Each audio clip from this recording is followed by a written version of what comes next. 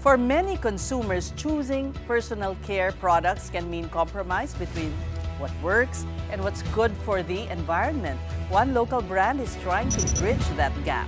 Dermtropics was born from a personal need, founded by a family with roots in dermatology and farming and a shared focus on sensitive skin.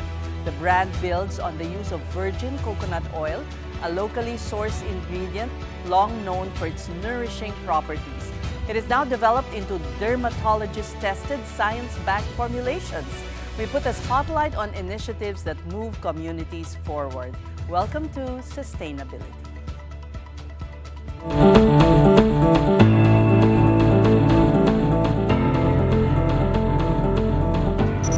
And joining us this evening is Margaux Arambulo-Lucena, co-founder of Dermtropics. Margaux, welcome to The Big Story.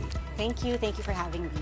First of all, we should point out that not all virgin coconut oil are equal. Yes. What you use in your product here is, tell us all about it and why it's, higher grade than other VCOs. Okay, so we call it wet milling. I'm not so sure if everybody has heard about wet milling. With wet milling, we do not use any heat, and we also use fresh coconuts. So upon 48 hours of harvest, we extract the virgin coconut oil right away. So there pa lang, we really preserve the freshness of the coconuts. And with wet milling, we use a high-speed centrifuge. So I'm sure that there are others that deodorize, they bleach, and then we also have the cold press. And with ours, it's different because we separate the virgin coconut oil from the milk with, high speed without any heat and chemicals. No heat, it's just high speed. Yes. So centrifuge. Centrifuge, so we are able to retain the natural antioxidants, and it's the closest to the natural state of virgin coconut oil. What happens to the other means that are used? The nutrients are lost, no? Yes, when you heat it. That's number one. And also, we've also sent our virgin coconut oil. That's why we take pride about it, because we sent it to ORAC. So it's called Oxygen Radical Absorbance Capacity. So this is where it's a laboratory test that they test the virgin coconut oil. Where is this lab? There's in US, there's in Germany. And So only abroad? yeah, only abroad, yes. And you can test, the ingredient, you can measure the capacity of each antioxidant level of a certain ingredient. So in our case, we came up with studies that our virgin coconut oil has 4 times more antioxidants than the traditional cold press. Quick question, Margaux.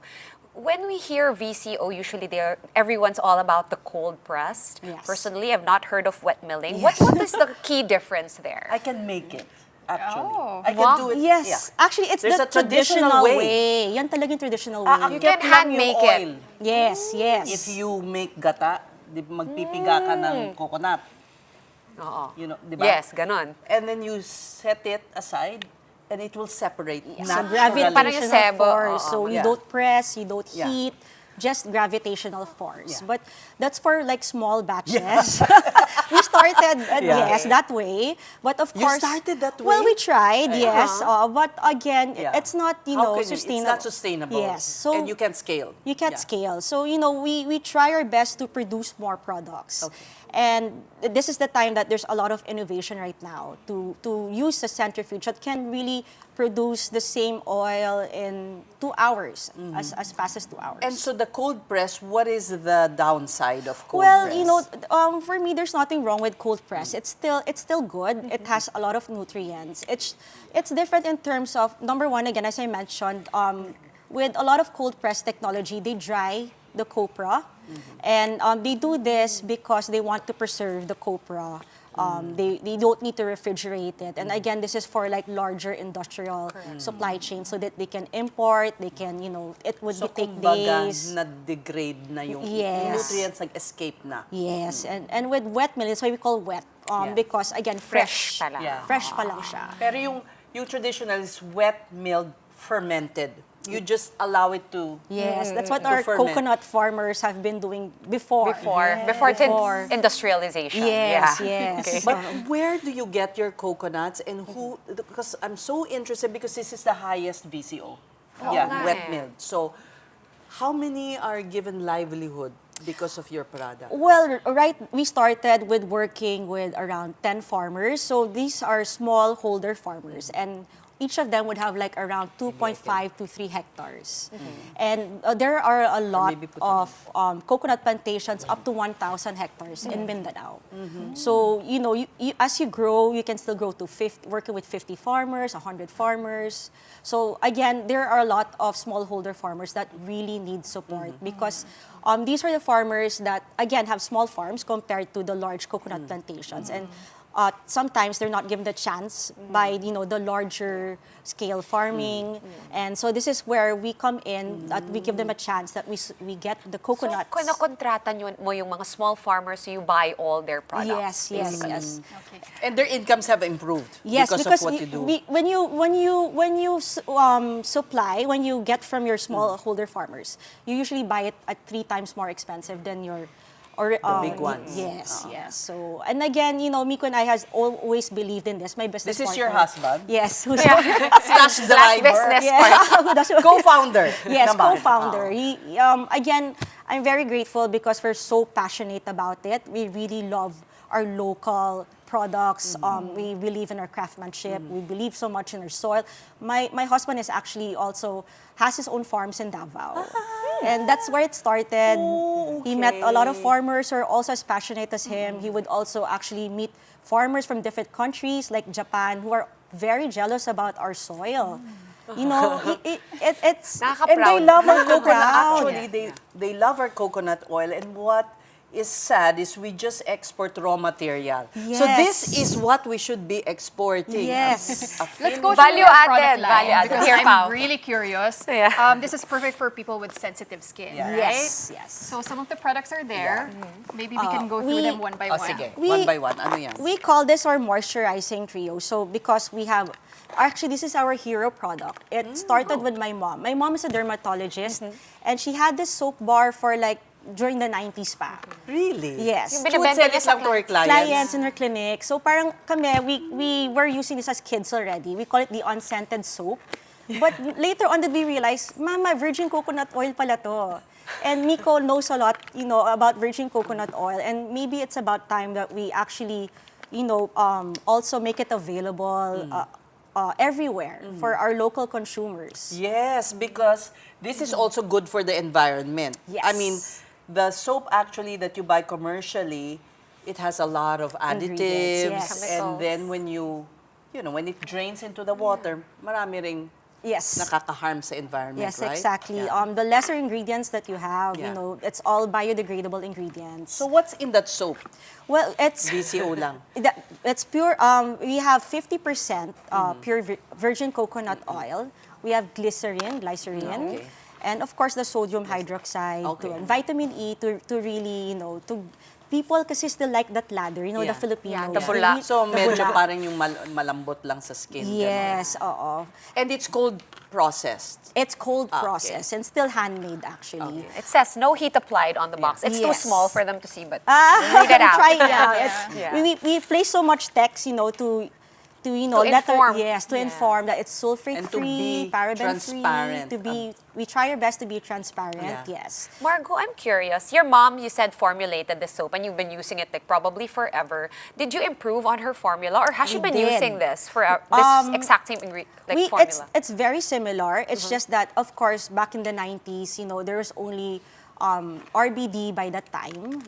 It is like the lowest kind grade. of oil. Yes. that we- was used, I see. Wala pang masyadong VCO. Wala pa masyado eh. But it was still really good for her patients. They would really see the immediate effects for their eczema, dry skin. Yeah.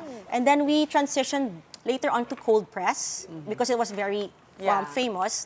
And then again, with my husband, when he found out that there's another way to extract virgin coconut oil, we found out, okay, so that's the time we really want, why don't we provide the best and purest virgin coconut oil for our So consumers? your husband, because of his farming background, was the one who introduced you to the wet milling process. Yes. You were meant to be. I know, that's why we're so lucky, alam mo. We're very passionate What's the product about you it. were holding? We need to show this also. Okay. Yeah, this is a Lip balm. shield. Yeah. Yes, That's the with SPF. lip shield. It's actually, it's really, really good for chapped lips, So it has Ako shea yan, lagi. butter. Ako din. Yes, I really hope that you will really like this. And it has SPF as well. You know, two-in-one, multi-purpose, you know, so that, you know, you can get all the benefits Yeah. for your lips. And it's packaged Yeah. in paper tubes. Open it Okay. because the, Okay. the packaging Oo nga is naman. Okay, nice. sis.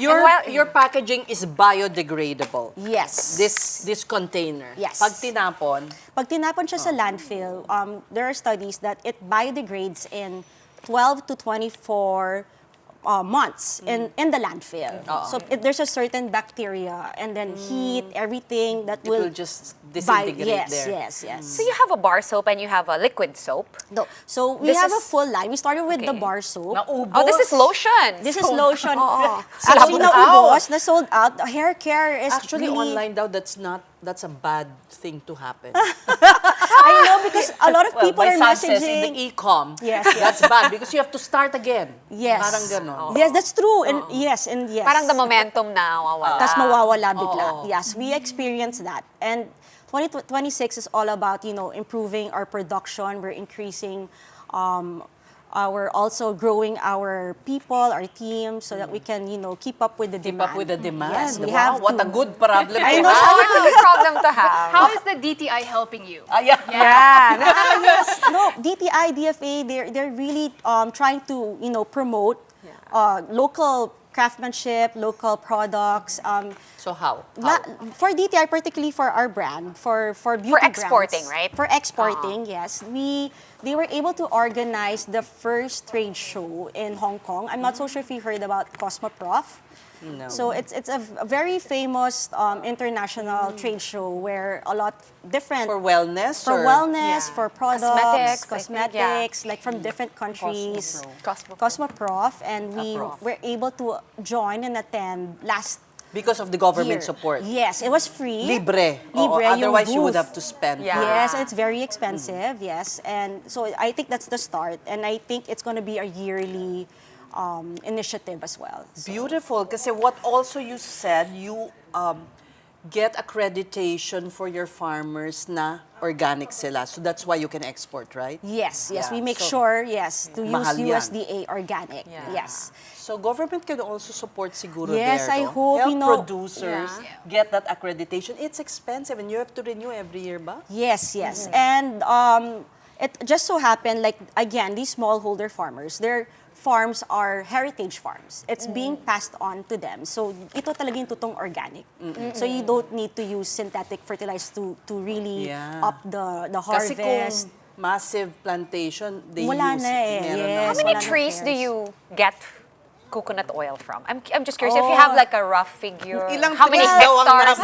I can't count. Medyo mahirap Like ang kumbaga, mga ilang farm, tanong mo. ah. ilang farmers na yung na-help niya because they each have siguro ilang hundred or thousands of Well, trees, di ba? Well, not so 50. We around 50 50. trees, okay. Yes, yes. So Oh, even sorry, that's 50 farmers. 50 farmers. Usually they're couples or they're farm or they're like families.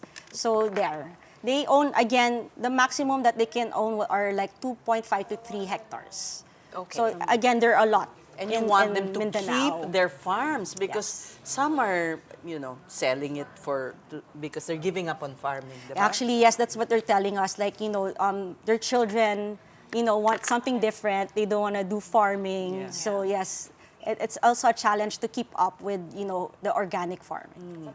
Such an inspiring story. We look forward to this being displayed in foreign stores. Yes, please. agree. That was really our goal. Yes, to really, elevate our Filipino skincare, that it can also be as good as other international brands. Yes. And Filipinos should also believe on Yes, please. Philippine made. Thank you so Indigenous. Thank much. you so much. So that was Margaux Arambulo-Lucena of Dermtropics.